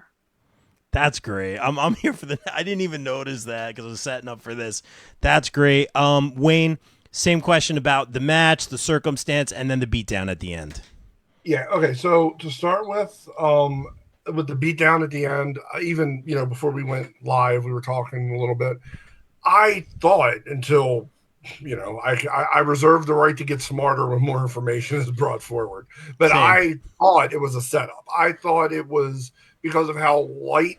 I mean, if that makes sense, pro wrestling, but because of how light the beatdown looked, a couple stomps and a luggage equipment case toss, I thought it was a setup, and that was actually Bullet Club Gold, staging a beatdown on Jay White so that he could use that as trying to frame MJF, and he could justify then to Tony Khan to go after the title, to skip the line and be the number 1 contender for that, because now I have a beef. He clearly beat me up, and him and whoever else attacked me, but you saw the Joker mask. That's MJF. Give me my title match. But now that there's a neck brace, you never know. They're clever people. The neck brace may have also been a misdirect, and they could be thinking it was Roddy. I'm grasping at straws here. I liked my idea better about an hour ago, but I'm going to stick with it because that's who I am. But yeah, I still think it was Bullet Club Gold. I think he's going to use that as a misdirect to get a shot at MJF.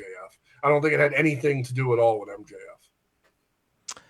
And Jeffrey T. Fountain again saying the guy in the mask was too small to be MJF. My thoughts as well for sure. Bill, please, yes, the match. Yes. Sorry, as far as the no, my match, fault. No, my bad. So I love Vincent. I loved him pre, the original RH. I loved him in Honor No More and Impact. I thought his character, and I'll tell you what, Dutch has really improved through ROH TV and now on Collision. The dude is money in the ring, and just their mannerisms, when the Hardys got hurt and they just came out and kind of danced over them.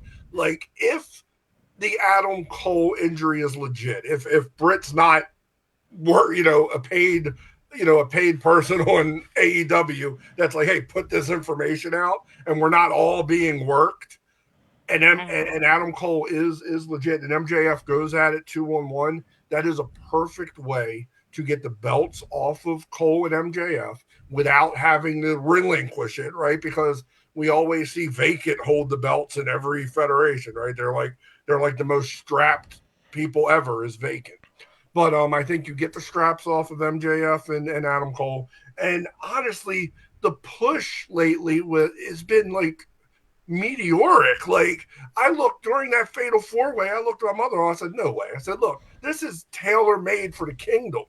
This makes perfect sense. It's going to be the Kingdom. And then the Righteous won, and I'm like, son of a bitch. What do I even know about wrestling? You know what I mean? I'm I felt I was so beat. So honestly, I think it's conditional, but I know it's not a such thing. I think if MJF does go at it alone, I think the Righteous are your new ROH Tag Team Champions, which rightfully so, because they are a weekly installment on ROH TV. For the love of God, why are all the AEW people holding ROH belts? Like, Jesus. So give it back to the Righteous and let them just go wild in ROH and build the tag division and just be awesome. Because I think Vincent's one of the most captivating pro wrestlers going right now. Good stuff, Wayne. You got me thinking a little bit. I have a lot to say on this one. I'll throw it to Bill first. So originally I was like, oh, this is the Bullet Club from Japan. And this is the little guys, David Finlay, and the rest of the guys are the War Dogs. But I remembered that some of the War Dogs are really wide.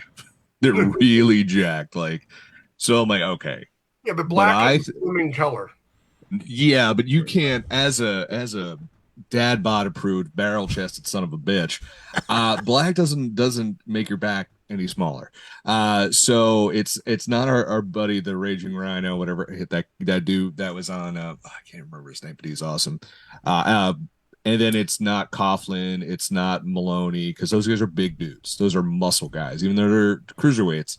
So I think Adam Cole put something out very interesting on Twitter when he talked about his old pal, Kyle O'Reilly. And he said, Kyle is nowhere near to be found.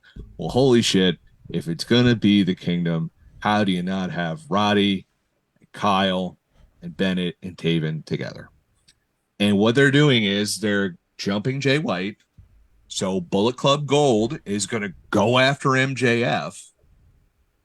And they're going to probably, and they could cost them the title. And what could happen is one of two things. They cost them the title, or Roddy and the Kingdom make the save. Hey, MJF, we're your pals.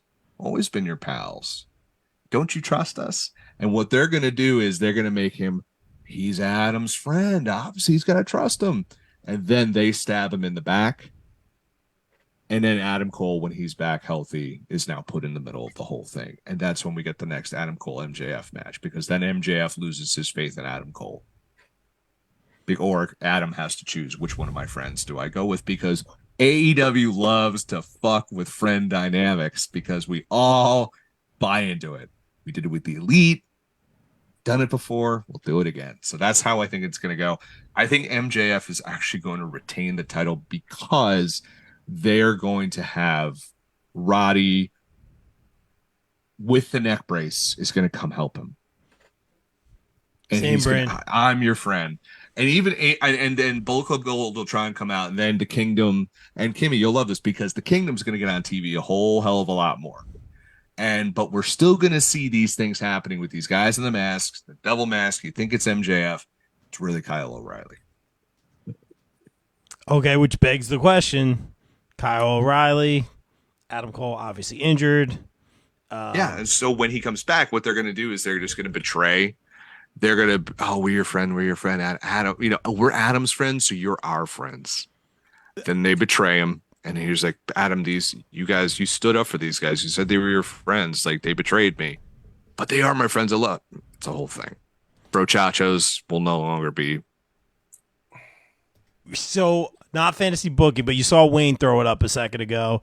We just talked to Bobby Fish. In your mind, Bill, no go? Yeah, I see fishes in the chat. Fish. I see fishes in the chat. Bobby Fish is in the chat right now? No, there's fish emojis people are putting in the chat. I don't think it's Bobby Fish. You don't think that and again, we did have the quote for, I very carefully asked, is there more to that story? I didn't ask when or where, or are you going back? And he was great. Check out our Bobby Fish interview. Fightful picked up the quote. Basically, paraphrasing here, he said, right circumstance, I wouldn't be opposed to it. I want it to be what it was. Things of that nature, his best friends in the world kind of a thing.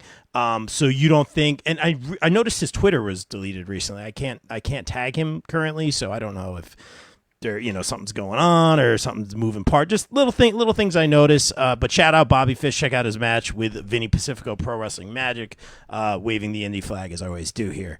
As far as this match is concerned, let's talk about. I'm going to point out what Bill said earlier. I thought for sure that MJF was like, hey, you know what? He's not my bro, but he's your bro, which I pop for. We've all had that friendship. So I'm, he didn't even say I respect him. He's like, he's your bro, so I get it. I was thinking that's where they're like, all right, you know what? He's your bro. Let's do this. Roddy, MJF, they'll defend it. Which could still happen. Game time decision. He comes out of the wheelchair. Loved the sign on the back of the wheelchair, by the way. Little nuances. I love little things like that. Takes off the neck brace, goes wrestles. I see that kind of playing out, but that whole post-show or end-of-show beatdown really threw a curveball and everything, which I don't hate. It's a news story, but there are a lot of moving parts, a lot of audibles, I'll call them, with the MJF thing, because, like as Kimmy said earlier, we thought they were going one direction with the tag championships, but now we see the post-match beatdown. There was this very long segment with Jay White, which was very, very good as well, which I feel like that's where MJF's attention is going to go to, which makes me think more so that definitely wasn't MJF or had nothing to do with him. But I'm glad that they're able to still tell this story in some form or fashion. The stuff on the boat was brilliant. I loved it. I think Big Show might have been White. You love the Big Show one. You loved that part, didn't you? I laughed out loud. I popped so big. Was he wearing the Captain Insano gear? Yes. I think he was wearing the Captain. We just watched Waterboy the other day, so that's crazy. And then as far as the Righteous, brilliant, like you said. Vincent's been brilliant. I would love to see Vita there. I always say that. I don't know why she's not with them still. I don't have any information on that. I know she had wrestled a dark match or something, or she wrestled ROH a few times, and then they were on the main show, so they were all in the building. I think she should be there. I think she's an amazingly athletic talent here. Definitely should be signed. That's my thoughts on the matter. But even the vignette tonight by them, despite all the circumstances we talked about, the vignette by them with the little paper dolls and stuff like that, brilliant. I get it. You know what they were supposed to be, right? They were supposed to be in the Bray Wyatt group in WWE. Was that confirmed? With the Wyatt Six, yeah. That was like Vince. Was that Vincent, supposed to be? It was Big Bill. It was Bill Carr is his name. Dutch. Gacy. And it was and then I don't know about Gacy, but I think it was Bo Dallas and a few others. I don't remember who the other. I always felt like that was just like an internet thing. Like everyone was the Wyatt Six, and it was fun fan theories. No. They said. Really? No kidding. Yeah, no, and that would have been cool. They weren't really signed. They were just like kind of in a holding place, and then when it all fell apart, that's when they got signed to AEW and Ring of Honor. Well, people in the chat responded, really interesting. Yeah. Really, really good. Night Bubba, thanks for staying up. Kelvin, welcome to the chat. No Gimmicks podcast. We're just finishing up here. This is the point in the show. I didn't pick a winner, did I? No, you did not. You never do. Kimmy's and gonna there's two matches left. So I'm gonna yell at you when I'm down to it. So yeah. you yell at me in 1 second. I'm gonna say somehow, some way, maybe with Roddy, MJF holds on to these tag belts. I don't know why. That story with Adam has been so good. I hate to delay it in any form or fashion. It seems like he's keeping it going in some way. This beatdown afterwards, I'm kind of lost here, but I'm intrigued. I want to see where it goes. Heal up Adam Cole. Take the time off if you need it for sure. Kimmy, yell at me. What do you got? Oh, so first of all, you picked the wrong winner. So there's that. So you have two matches left. You have the one that was added tonight, which is Ricky Starks and Wheeler Yuta. And you also have what people are considering the match of the year, Bryan Danielson versus Zack Sabre Jr. So where do you want to go, Rob? I was going to save that for I think that might be the main, just as it is the main. Really. Yeah, that was the first match announced. Yeah. Big Wheels, as Bill calls them, Big Wheels. Big Wheels versus Ricky Starks. I'm gonna go Ricky for sure on this one. Man, he looks beat up from some of those bouts. He's killing it. He's kind of becoming like the workhorse guy, kind of like Orange Cassidy was for a while there. He's becoming the workhorse guy. He's getting beat up, but he's still going. Heck of a job. One of my favorite promos by Wheeler tonight, by the way. I thought Wheeler did a great job tonight. I think it's going to be a really good match. Definitely 1,000% got to go with Ricky Starks. Kimmy, I'll throw it to you since you brought it up. Ricky's been losing a lot. Feels like he needs a win. Let's give it to him on the pay-per-view as he continues to carry Collision on his back because somebody decided to get fired. And I mean, I guess they're trying to keep him in AEW for as long as possible until his contract expires. Wayne, what do you think? Well, I would also say that, with Starks has to win, right? That's first and foremost. I mean, Yuta's been great with BCC. You've seen a huge change in him from when he was kind of with the best friends. Like, that's just, he's in a whole new gear. But Ricky Starks, like, I think it was brilliant for him to do the manager gimmick when he was suspended after the Ricky Steamboat thing. Like, I just think they're doing so much great stuff with him. The strap match with Brian, the death match. I just think, even though he's not, like Kimmy said, getting the wins with that, I do think that, it's also like Bill said, you can be just as strong in a loss when you're presented that way. So I think he definitely gets the win. I know this is kind of a family-friendly show, but did anybody see the Twitter clip of him responding to the fan that said that his chair shot was fake? I'm not going to say the word, but that was boy. hilarious. It was so funny. But he basically turned around and yelled at the fan, said that chair shot was fake, and he said, "So are your wife's." Oh boy! Oh boy! Yeah. Oh boy! Yeah, so, Boy! Yeah. Ricky, always a heel. We'll get him an always a heel shirt. Science. I mean, listen, you're not a heel if it's the truth. I mean, I don't know. Yeah. And Mike Mueller in the chat, Sweet Chin Musings podcast. Speaking of heels. No, there he is. Starks all day. He knows the deal, man. Tim Hardy in the chat. My problem with AEW is mostly it's just matches and rush dream matches. I like stories and moments, not just wrestling matches. Yeah, different flavors of ice cream for everybody. I think it's becoming more of a healthy mix. Certain matches, yeah. Certain story. Again, the ending of the show tonight. I very, very intrigued. Yeah, there you go. Like the cliffhanger tonight in the chat. Right, exactly. Well, it's funny he says that, because I was thinking tonight was totally the opposite. Like, you had a 2-hour Dynamite show. You had four real matches. That's it. Yep. You had Jarrett and Phoenix. God bless that son of a bitch. You had the triple threat. You had the 4-way, and then you had the women's match. Everything else was storyline, build, promos, contract signing. So I know that, like, WWE, and I know we're not talking about that, like, they get kind of roasted over the fire when, in a 3-hour Raw they have 5 matches.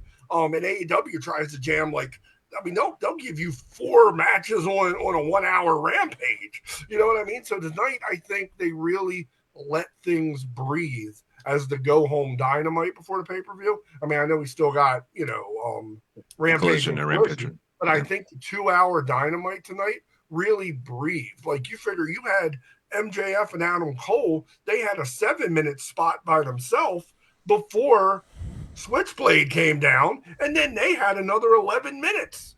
You know what I mean? So that's like an entire, like, you could have 2 matches in that time. You know what I mean? So tonight, while I do agree, it's normally matches for the sake of matches, tonight I really think they let the storylines breathe, and I really think they started to build towards something bigger, especially with Tony Khan saying that this Sunday is the beginning of something big, and that's why we alluded to earlier, debuts. We alluded to different maybe streaming options or, TV kind of deals or whatever. But I really think tonight's Dynamite was probably the most unique that I've seen, I would say, in the last 3 to 4 months. Like, it was a very un-AEW like Dynamite. Not bad, just in a different direction. And I kind of enjoyed the vignettes and the promos. Good stuff, man. Lots of stuff in the chat, but I want to throw it to Bill, man. I see you got some stuff. I am very surprised that Wheeler, that you went against Wheeler, Rob, from drummer to drummer. I mean, he is an accomplished steel drummer. Yeah. And you just took a big old dump on big wheels. I'm just like, You're picking Starks too, though. Same time. Yeah, no, I'm picking Ricky Starks because I'm not dumb. But like, yeah, Ricky's gonna win. And it's gonna be awesome. And then we'll continue the BCC feud. I wouldn't be surprised if him and Claudio get something going. There was another match going to be on this show, by the way. Just drop a little nugget for you. Apparently, Jon Moxley if he did not get injured to Ray Phoenix, or with Ray Phoenix, or whatever, however you want to slice it, he was going to be challenged by a non-AEW wrestler for the international title, and most people think that was going to be Josh Barnett, the legendary MMA fighter, because in an homage to Inoki, who was a big proponent of Barnett's as well as a big proponent of like, work shoots and MMA and stuff like that. So that was a very heavily rumored match that was going to happen. Interesting. Good. So I could tell you had a little tidbit there. Let's do. Kelvin in the chat saying, I like the breakdown, Wayne. That makes me want to watch the match for sure. Yeah, Bill did that a couple times today with me. There's a couple things he explained. I was like, oh, okay, I'm more interested now. AEW is telling a lot more stories. If like, I think that's like a common like, oh, it's just matches for the sake of matches, which one I don't give a goddamn about. I'd rather watch matches for the sake of matches than quote unquote cinema. But that's just me, and I won't go any further with that. But I feel like over the past few pay-per-views, like with All In, All Out, and the most recent Dynamites, you're seeing more story-based stuff. You're seeing more character stuff. You're seeing Prince Nana get over with a dance. Tony Storm, what is happening there? It's the best thing in history. Brilliant. Yeah, there's so much shit that's getting over that isn't just like moves. I mean, the whole Adam Cole, like, okay, MJF got a drop kick over that he calls the kangaroo kick. It is a drop kick. He's brilliant. People go friggin' nuts for it. And he's got a shirt with a kangaroo with a scarf, which this is a different AEW.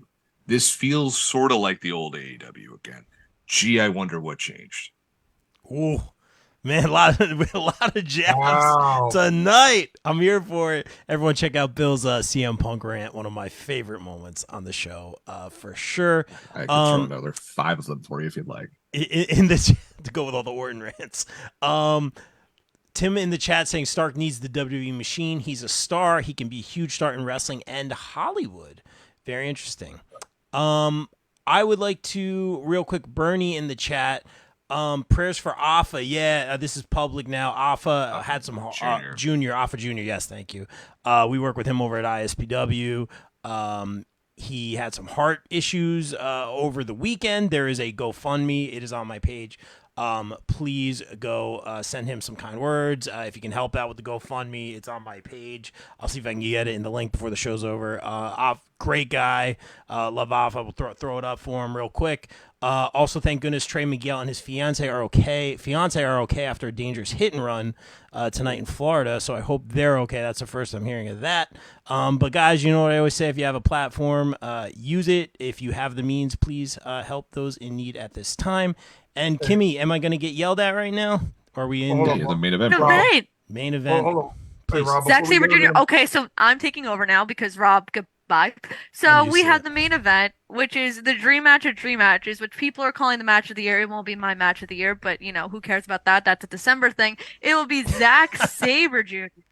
versus Bryan Danielson, in which was supposed to be the match that happened at Forbidden Door 1. Do we remember when Zack Sabre Jr. in the first episode of Ring of Honor actually called out Bryan Danielson? I'm sure I'm the only one who remembers that. No, you keep telling me about it all the time.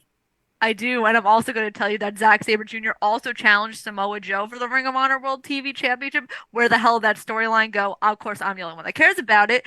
Bill, let's go with you first. Who do you got? What's happening? You're not in charge anymore. Well, hold on, Wayne. I think you wanted to plug something. I feel like it was a charity. Yeah. I was just going to say, before we went to the main event, Rob asked me to remind them about the Mania Club. Yeah, please. All that, so.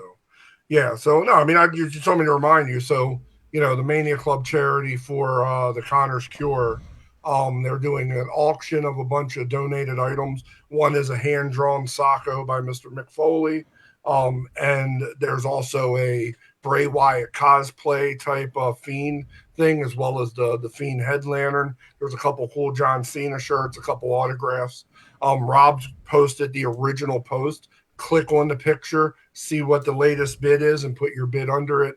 And when does that run till, Rob? That's going to be till after when SmackDown ends, so it'll be roughly 10 p.m.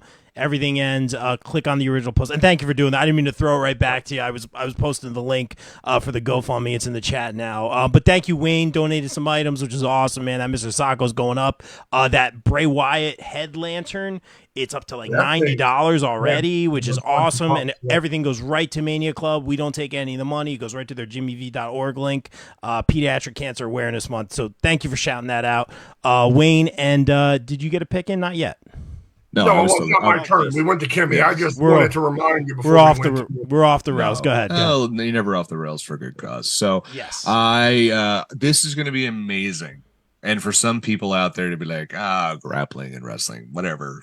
No, not for me. This is going to be the absolute best. And I cannot, this can go all night and it's going to be phenomenal. Danielson's going to win because we don't know how much longer Bryan Danielson's going to be around, right? His contract is coming up. He said he's not signing another full-time deal. I feel he is way more involved in the creative aspect of AEW than even he or Tony Khan will let on. I think that is a big difference within the company, and why we're seeing things more streamlined, more having a sensibility for entertainment stuff, vignettes, promos, not just matches. But when it comes to the matches, they're always great. And I think Bryan Danielson will be a special guest attraction going forward.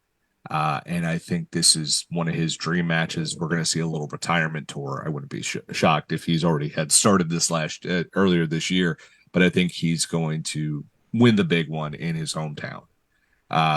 Zack Sabre Jr. winning doesn't do anything for Zack. I mean, it does. It's cool, but he's not an AEW long time. He's not an AEW full timer, so he's not going to do much in AEW.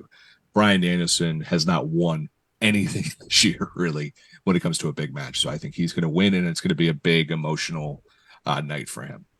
I would not be stunned if he gets on the mic afterwards and says, all right, I'm calling it a full-time career. Like he's saying, I'm slowing down. Like he makes some sort of big announcement for that. I would not be shocked if that happens too. But if that's not his last, because if it's his last match, you think he'd go out on his back, but you're not saying no. that. I don't think it's his last match. I just think he's like he's going to announce like he's going to be pulling back from being full time in the ring. So I think he makes that announcement. I think he could do that.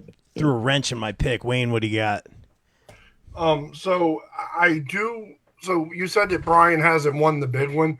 I mean, he beat Okada. You know what I mean? Fuck, that's right. I always confuse it. I always think because he broke his arm, I'm like, oh yeah, he lost that match. He won that match, but I still do agree. I agree Bryan's going over, and I agree for the same reasons. I think he even said it. Was it on Collision or one where he said like, "This is my final year. I promised my kids. One thing I don't do is I don't break my word." Or say he just said something. So I feel like we are seeing his farewell tour, and for exactly the reason you said it. Now, let me ask you, because I'm kind of ignorant to this. Is Zack Sabre like a full-time New Japan signee? Yeah, he is. He's there. He's their He is the television TV champion of New Japan. Right. So here's in a really ugly title belt. Right. Yeah. So here's my thing, though. I'm still picking Bryan, but if I'm going to mess with people's minds on this, whenever you have a co-produced pay-per-view or a pay-per-view where you have big players from multiple organizations, there always has to be give and take, right? You can't completely bury one company's performers or the other. So you had the dream match at the time of Okada versus Danielson, and Danielson went over Team AEW. You know what I mean? Like that's what happened. So now you have dream match 2 of Danielson and Sabre and Zack. And going into this, if I didn't know that Daniel was winding down, I would have honestly picked Zack because I feel like Tony has to give New Japan something. You know what I mean? I think he will add in Japan. I think Bryan Danielson will be at. I know information on this. Gut feeling, I think he's at Wrestle Kingdom and he loses to whoever he fights. Fair enough. Okay, so with that, no information, but that's a great point. So yeah, so I still have Bryan going over, but I felt like if Bryan still had like 2-3 years of his contract, I feel like this would be a multiple kind of thing because of how much they wanted this to happen. And I felt like maybe Zack would take the first one, and then it would be that traditional, Bryan would take it in whatever the next pay-per-view in Japan, and then it would culminate at maybe like Forbidden Door 3 or something. But knowing that we're not going to get there like that, I picked Bryan over. I would love it if it was Bryan wins in Seattle, Zack wins in Japan, Wembley 2, Zack wins in Wembley. That's where you do the favor. That's where you do out on your back, right? Gotcha. Kelvin in the chat. Bryan has a huge history in England too. Kelvin in the chat saying Danielson has not won a match near or in his hometown. I'm saying he loses to Sabre and retires full time. Wow. He is the kind of guy that I would say he wouldn't put it on a great, like, oh, this is my retirement tour, blah, blah. I think he would quietly do something like that. But I'm always of the mindset that Bryan Danielson is going to put someone over. He's been doing that a lot later in his WWE run. He's done that a fair amount here, not as much. The again, back to my factionism, but the disconnect with the BCC has kind of been on and off. He's kind of doing his own thing. Is he a good guy? Is he a bad guy? Again, we're getting into story. This is straight up match. Always hated that about him. You're like, what is he? And he even says, he's like, I'll just bang this home because I have to with you. They are who they are. It's just your perception of them within the feud. And they've said that. It's just like, are we good guys or bad guys? No, we're just us. So if they're fighting, say, the Don Callis family, they're the good guys. If they're fighting the Elite, they're the bad guys. Crowd always decides. Where they're fighting them. If they're fighting the Elite in Chicago, they're probably the good guys. That is very true. Fair point. And a guy like Mox, perfect tweener for sure. What was I saying? I think I was going to say Bryan Danielson was going to lose here. But now you guys are talking about like this, him wrapping up and all that stuff, which he is old school. I'm sure if that were the case, he would lose. I'm not saying he's retiring here. Bill got me with the hometown thing. Yeah, give him the happy ending. Don't miss the moment as we've been talking about. Give him the happy ending. Send him home happy. Why not? At least the least this guy deserves, man. Give him this moment for sure. Send him home happy. Well, Kimmy, since you introduced the segment, why don't you take us home with your pick on the main event for WrestleDream? Oh, you're so nice. Thanks. I thought Rob was going to forget about me, which is something he would totally do, by the way. Saving the best He's for not. last, please. He definitely wasn't. So I think Brian's going to win because it's his hometown. I think his mom's going to be there and like Bree's going to be there and Birdie and Buddy. They're going to do the whole family shot thing. Like, oh my God. I can see that too, yeah. So Brian will win. He'll have his nice little moment and he'll beat Zach. And then we'll never see Zach again. He started all these storylines for no reason. No, he'll be back. He's on Collision Saturday. Yeah, that's right. Happy ending. Hey, guys. You got to stop saying that. Good stuff. Really got to stop. Thank you for staying up. It is tomorrow now. So let's get out of here. Let's get that shameless promo out of the way. Bill, what you got for us, bro? Oh, man. So on Friday is the 14-year anniversary of thepopbreak.com. Thank you, man. Go check us out, thepopbreak.com. Every single day we're talking music, movies, television, pro wrestling, anime, comic books, all sorts of great stuff. We have a whole podcasting crew. I could give you a whole long speech on how much this site means to me, but it does mean a lot. This is how Rob's been in my life. Kimmy's been in my life. So many people I have met throughout the years have been through the Pop Break, and it's been an amazing experience. And done a lot of cool things that I never thought was going to happen when I launched that in 2009 in my apartment in Seagirt, New Jersey, as my girlfriend, who is now my wife, was impatiently waiting for me so we can go to dinner. So follow us at The Pop Break on Facebook, X, Instagram, YouTube, and I think that's it. I am the co-host of a million podcasts, the Socially Distanced Podcast. Every single Friday, we're in our Ahsoka review series. It's awesome. Amanda Rivas is hosting it. You might remember her from the BCP because she's awesome. Also, TV Break over on Pop Break TV. I do Anchored in Asbury over on Pop Break Today, and I am the Bill in the Bill versus the MCU podcast, which airs also on the Pop Break Today feed. And I'm probably coming up with 9,000 other fucking things to do. So, I had to swear once at least on this podcast. So, Rob, as always, thank you for having me on as a longtime guest. And as the guy who said in the first 5 episodes, I said Sasha Banks is going to be a crossover star. The second guy was right. I also call women's war games too. So sometimes Blind Squirrel does find it. Stop. Good stuff, Bill. I can't wait for the 14-year anniversary party. Maybe there'll be a Bill DJ, and he's got the shades, so I'm just saying. DJ Bill. What was it, DJ Father Christmas? I'm trying to DJ Father Christmas, That's DJ Patio Furniture, and DJ SPF 2000. So well, that even better. Kimmy, what do you got for us? Guys, by the way, the Pop Break is like responsible for all like half the cool shit I did this year. Just putting it out there. Anyway, so I'm working Comic-Con. I don't know how I even got that far in my life, but I'm working Comic-Con. I don't know any information what I'm doing there, but I'll be there. Yay. Then Icons of Wrestling. I'm working with Kane. And it's Halloween themed. You're supposed to dress up. I'm not dressing up because I'm too good for I know that. someone on this podcast who's like really fucking stoked about that. I'm I not saying know. he's very vicious, but I don't think like that. Oh yeah, I agree with you. I'm not dressing up, but all my friends are dressing up. But so you can get your tickets at iconswrestling.com. Then big event for the first time ever. Trish Stratus will be there, Anna Jay, Ruby So, because I will be prime time working with my buddies at Prime Time Appearance. So you get your tickets there. Trinity was also just announced today for that, guys. Ultimate Stars are killing it. That's right. Feel the glow, Rob. Are you coming to Wait, is this Long Philly? Island for this? Wait, which one's this? No, this is Icons big is event. Philly. This is in Long Island. The Bella Twins will be there. Mandy Sachs will be there. I can send you a whole list when this is done. Trinity's because I'll be bucket here forever. list. Bucket list Yeah, interview. Trinity will be there. That's The bucket list interview. Garcia twins, Kimmy. The Garcia. Oh, Yes, Garcia yes. Bellas. It doesn't matter. Well, are so they yeah, related there's to that. Daniel Garcia is the big question, because then they No, might be they're your wrong. in-laws at some point. You never know. Who's to say? Who's to say? I know.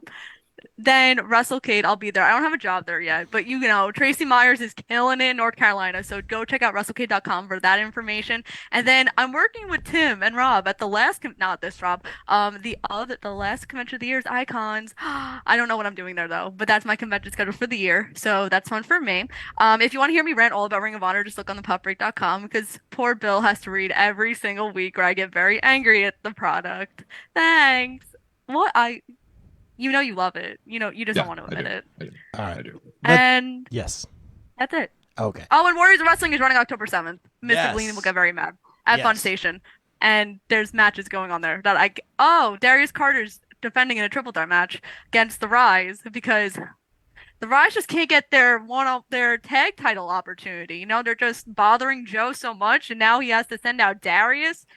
What is happening there? Interesting stuff over at Warriors. Well, guys, check them out on YouTube for sure. One of our sponsors as well. Wayne, take us home, man. The leader of Key Nation. Dude, I don't literally have nearly as much shit to talk about as they do. So I am out at our Wireless Delran selling cell phones for Verizon Wireless. I haven't been doing as much of the puppet stuff on TikTok. It's just like a creativity block. But I still do some videos here and there. So if you want to follow me on TikTok, it's at Key Nation. If you want to follow me on Facebook, it's now just Wayne Keener. It was Wayne Ray Keener, but after 17 years, Meta decided to cancel my account, make me lose all my pictures and contacts. So that sucks. And on X, I am at Jersey Sleep. Rob sharing a bunch of my stuff. That's kind of it. Also, if you check out the BCP Plus newsletter, I'm writing the Ravens review every week. I'm from Baltimore. I got some Ravens stuff in the background there. I am also writing the Big Brother updates and recaps. I'm working on a review of The Wrestlers, which if you haven't seen is the best 7 hours of your life. I'm telling you, it will change you. Like, it is an emotional roller coaster, and like, oh my God. So hopefully I can really get forth the impact of that. But yeah, as always, Rob, I appreciate to be part of anything. You've really been somebody who's never really done anything public like this. You bought a bed from me basically one time. Yeah. And ever since then, I met you back at a Titan show many moons ago, and then you were like, "Hey man, you want to do this?" And I'm eternally grateful for all the opportunities, and I can't wait to get some BCP gear though. Like, Jesus Christ! But anyway, I will. Yeah. Jesus Christ is next month's sponsor. Don't worry. Oh, cool. Yeah, I'll tell you what, might as well be. I pretty soon the opening video is going to be longer than the podcast. You know what? I ain't complaining, brother. It's not a bad problem to have, man. We appreciate it. And thank you, Wayne, for the kind words. Bill has done all those things for me and Kimmy as well. So that's what we do. Give people opportunities. We talk about wrestling, pop culture. We escape real life for a little bit. Thank you guys so much for staying up. And guys, like we always say here on the BCP, everyone stay safe, stay positive, take care of each other. We out. Peace. All this